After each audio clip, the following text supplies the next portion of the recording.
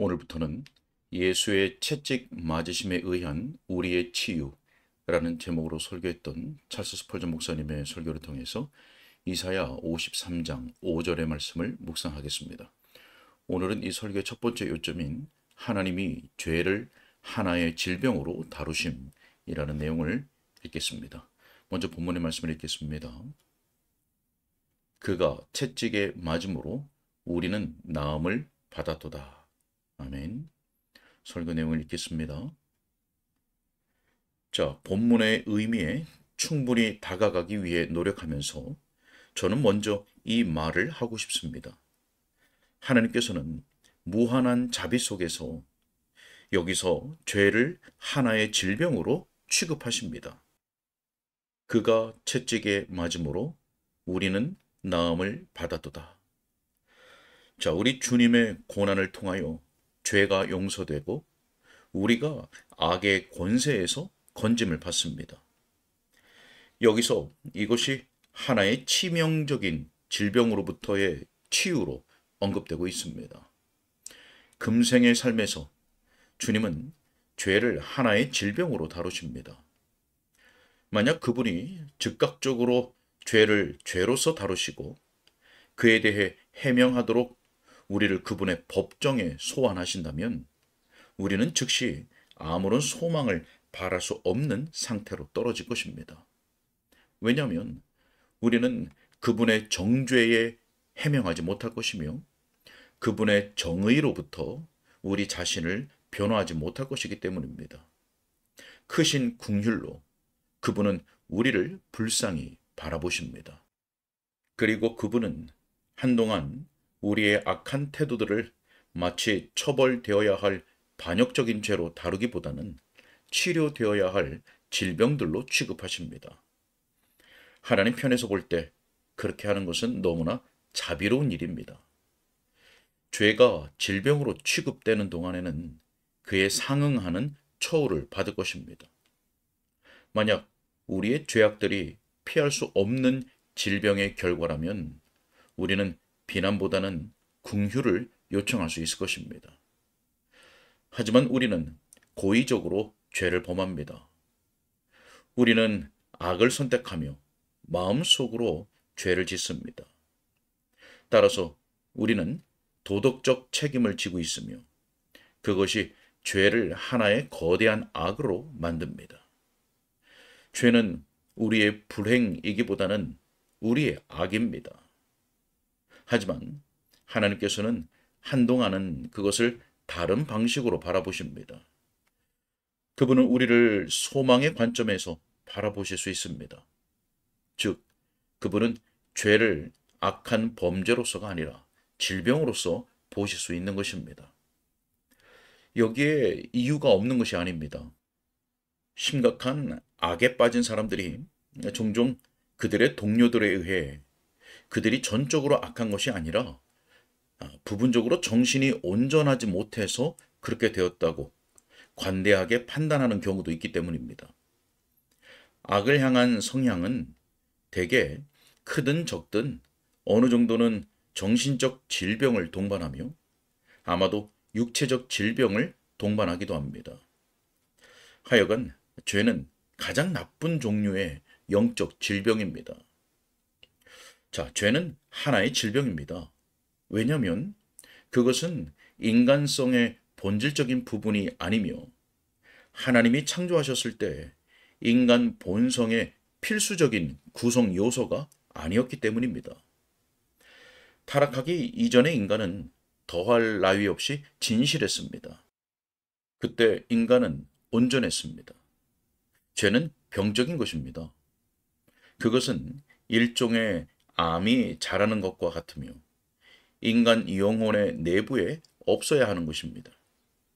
죄는 인간성을 교란시키며 인간으로 하여금 인간다움을 잃게 만드는 것입니다.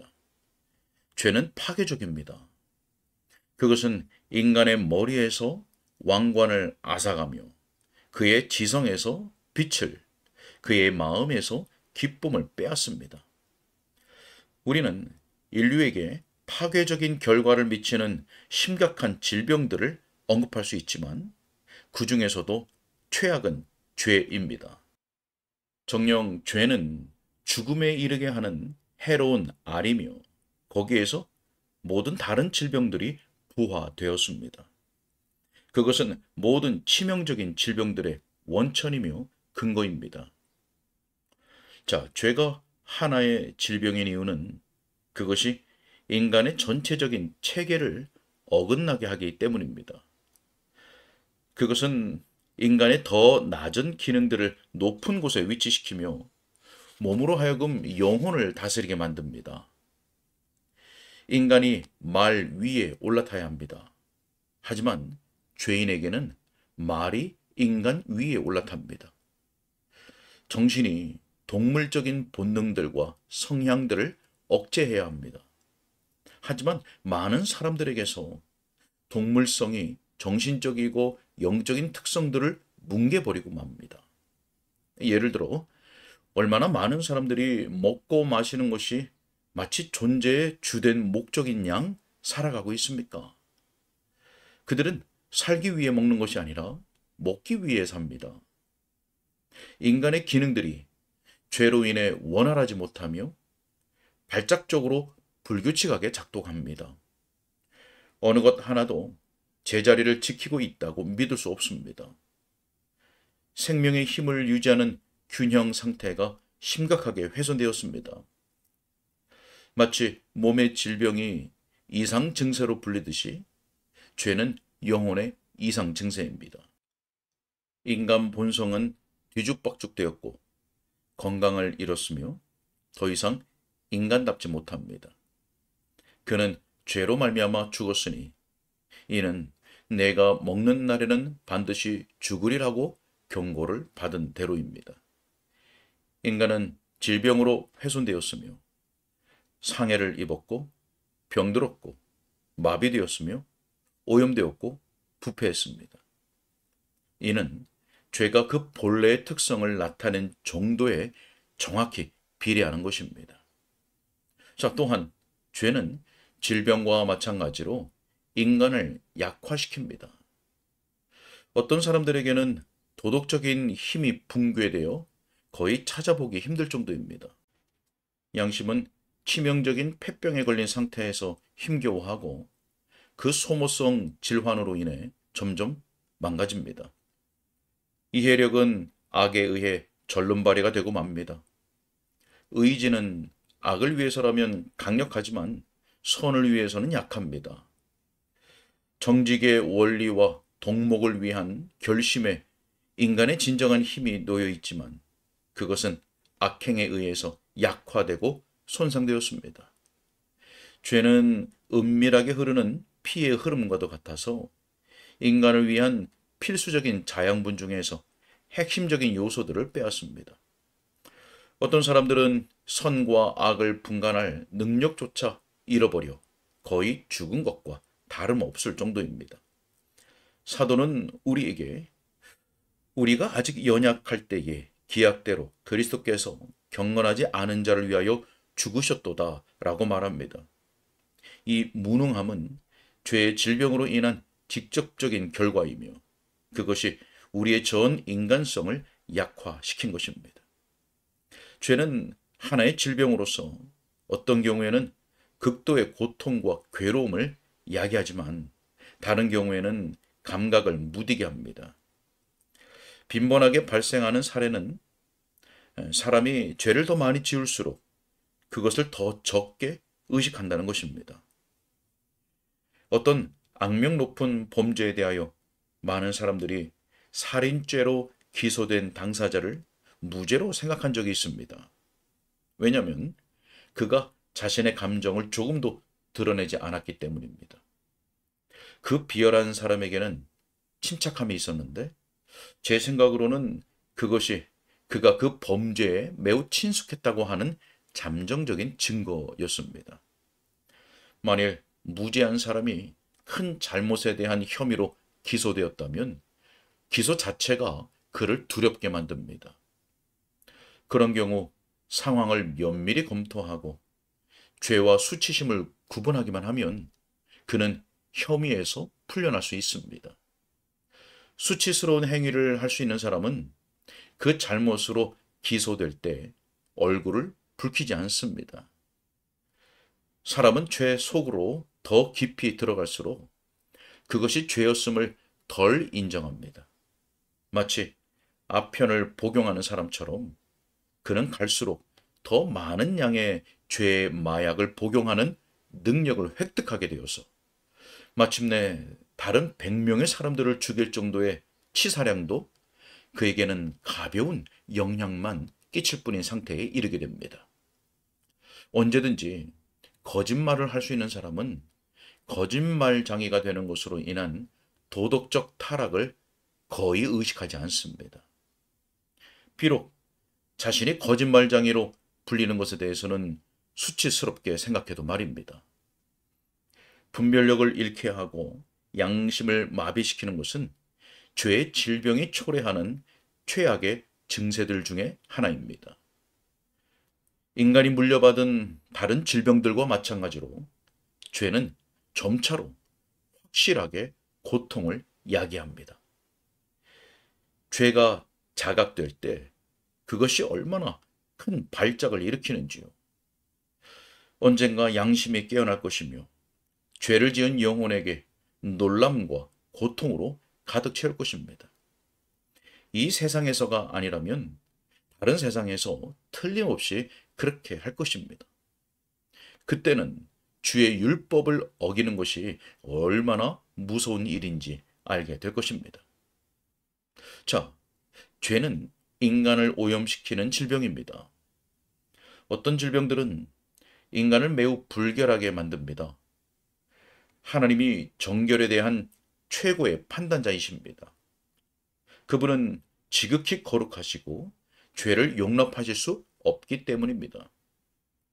주님은 죄를 혐오스러운 것으로 여기시며 최종적으로 불결한 것들이 스스로에 의해 차단되게 하는 한 장소를 예배하십니다. 하나님께서는 이곳 지상에서도 부정한 것들과 함께 거하지 않으실 것이니 부정한 것은 천국에서도 그분과 함께 거하지 못할 것입니다. 사람들이 나병 환자들을 격리시키듯이 정의는 천상의 세계에서 모든 더러운 것들을 쫓아내야 합니다. 나의 청중이여, 여러분이 계속해서 악을 고집한다면 주께서는 여러분을 그분의 임재로부터 쫓아내셔야 하지 않겠습니까? 자, 죄의 질병은 인간을 오염시키는 것일 뿐 아니라 동시에 우리에게 아주 해로운 것입니다. 그것이 삶의 숭고한 즐거움과 활동을 막는다는 사실에서 그 해로움을 알 수 있습니다. 죄 속에서는 인간이 존재하긴 하지만 진정으로 사는 것이 아닙니다. 성경이 말하듯이 죄 속에 있는 인간은 살아있는 동안에도 죽은 자입니다. 우리가 죄 속에 거하는 한 우리는 지상에서 하나님을 섬길 수 없으며 천상에서도 영원히 그분을 즐거워할 소망을 가질 수 없습니다. 우리는 완전한 영들과 교통할 수 없고 하나님과도 교제할 수 없습니다. 이 교제의 상실이야말로 죄의 모든 해악 중에서 최악입니다. 죄는 우리에게서 영적인 시력과 청각과 감각과 미각을 앗아가며 그렇게 함으로써 단순한 존재를 진정한 삶으로 전환시키는 그러한 기쁨들을 빼앗는 것입니다. 그것은 우리에게 진정한 죽음을 가져다 주며 그리하여 우리는 파멸 속에 존재할 뿐 생명이라고 불릴 수 있는 모든 것을 빼앗기는 것입니다. 자, 이 질병은 치명적입니다. 성경에 이렇게 기록되지 않았습니까? 범죄하는 그 영혼은 죽을지라. 또 죄가 장성한 즉 사망을 낳느니라.